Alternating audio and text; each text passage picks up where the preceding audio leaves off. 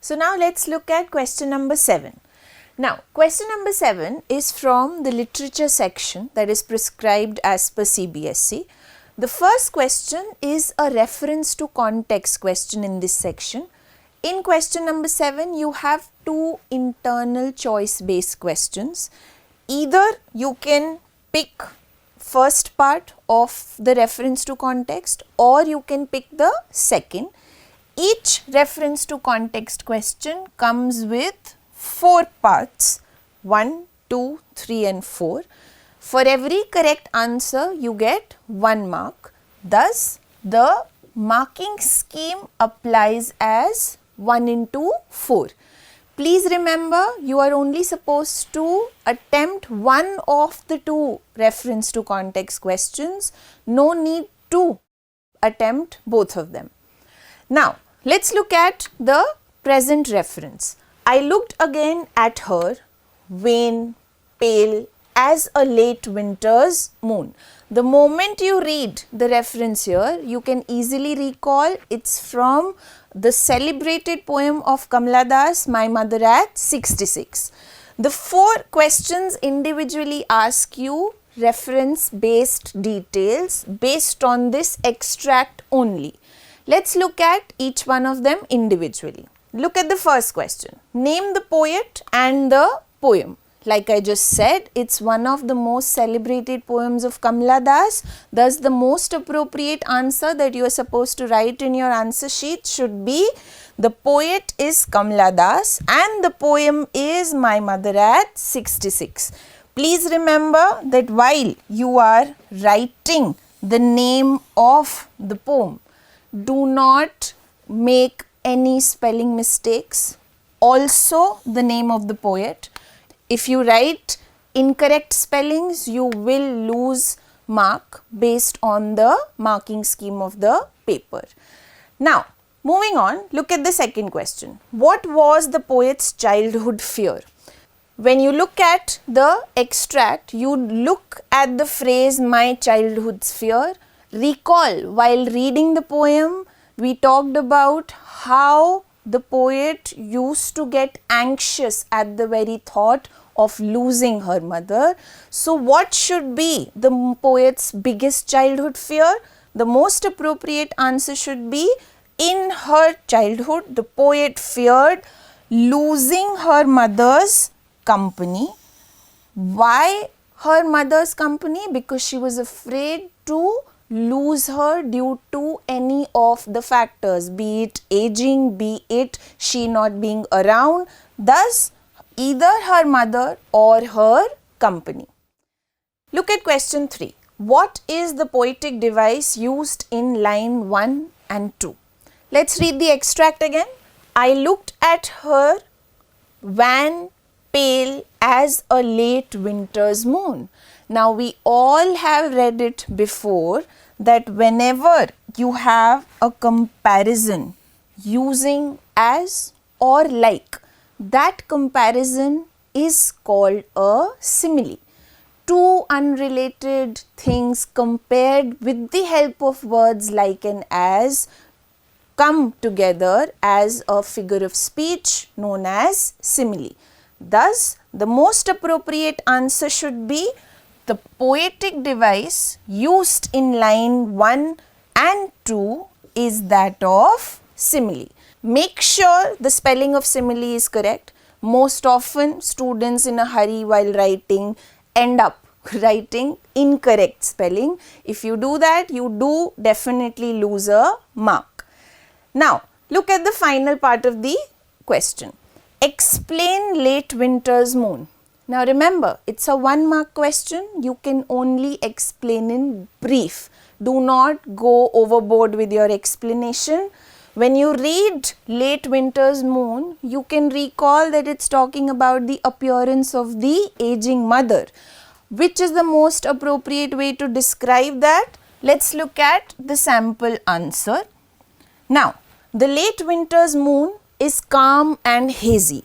These are the keywords that will actually help you describe the appearance of the mother with a dim luster. Dimness obviously talks about the greyish tone of the aging mother. It loses its vitality and power. Again, emphasizing on the loss of youth. So the poetess compares her mother's calm, colourless, withered and aging face to the late winter's moon. If you draw this comparison suitably, the examiner will definitely understand your way of expressing the complete explanation of late winter's moon. I hope the sample answers allow you to see the accuracy of your own solution. Moving on, we look at the second part of question number 7, which is the internal choice. Let's look at that as well. Now, again, look at the first part of the extract. The stunted, unlucky heir of twisted bones reciting a father's gnarled disease. The moment you read this, you can recall it's from Stephen Spender's poem, An Elementary Classroom in a Slum. Again, we have 4 parts to this question. The first, who is the unlucky heir? Second, what has he inherited? Third, who is sitting at the back of the dim class? And fourth, how is he different from the rest of the class? Let's take them one at a time so that you can understand what should be the most appropriate answer. Look at the first part. An unlucky heir is being referred in the very first line. Who are we talking about? When we recall the poem, this unlucky heir is the student who is quietly sitting in that dingy, dim classroom in order to just probably lost in his thoughts, not at all aware that he is sitting in a classroom. Therefore, the most appropriate answer should be the unlucky heir refers to a thin boy from the slums. Why are we referring to the thin boy?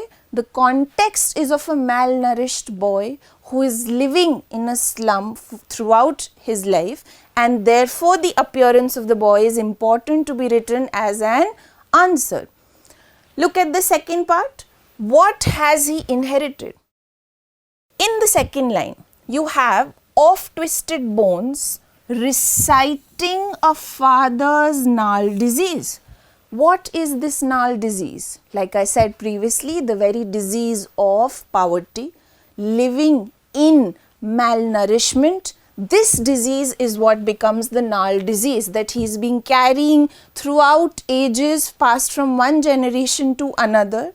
Therefore, when you write the answer, make sure that you mention that he has inherited a disfigured, gnarled and diseased body because of the excessive poverty in the slums.